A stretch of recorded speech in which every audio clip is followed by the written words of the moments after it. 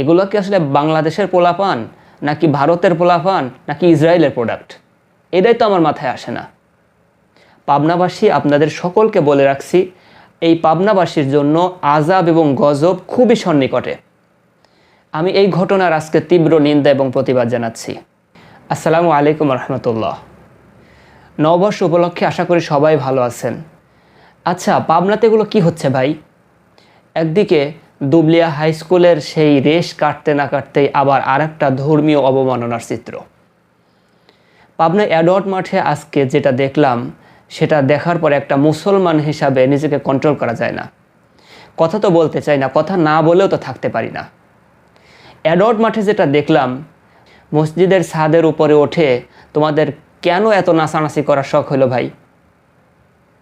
তোমাদের কি মাথায় সমস্যা আছে? পাবনা মেন্টালে ভর্তি করে দেওয়া দরকার সবগুলা।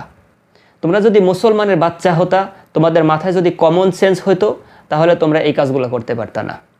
অন্তত মসজিদের ছাদে গান বাজনা করতে পারতা না।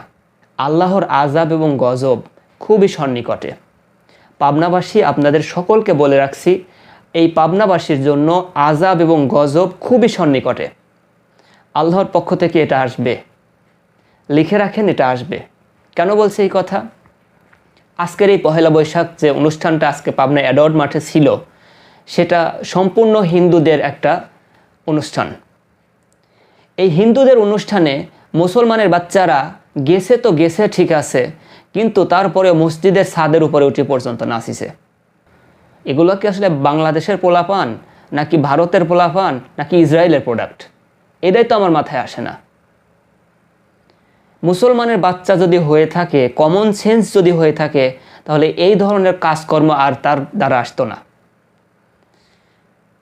এত বড় একটা কাজ, পুলিশ আছে, প্রশাসন আছে, একটা মানুষও বাধা দেয় নাই সেখান থেকে নামার জন্য। আমি এই ঘটনার আজকে তীব্র নিন্দা এবং প্রতিবাদ জানাচ্ছি। আজকে দুবলিয়ার যে ঘটনাটা ঘটে গেল, পুরো পাবনা জেলার প্রতিষ্ঠানকে আসলে কলঙ্কিত হয়ে গেছে। আবার আজকের যে চিত্রটা অল বাংলাদেশে এটা ভাইরাল। তাহলে পাবনা জেলার একটা নাম যেটা ছিল, সে নামটাই তো আমাদের ধুলিয়ে সাদ হয়ে যাচ্ছে।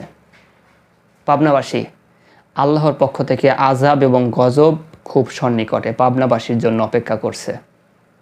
লিখে রাখেন, পাবনাবাসীর জন্য আযাব এবং গজব আল্লাহ রাব্বুল আলামিন অতি সন্নিকটে পাঠাবেন।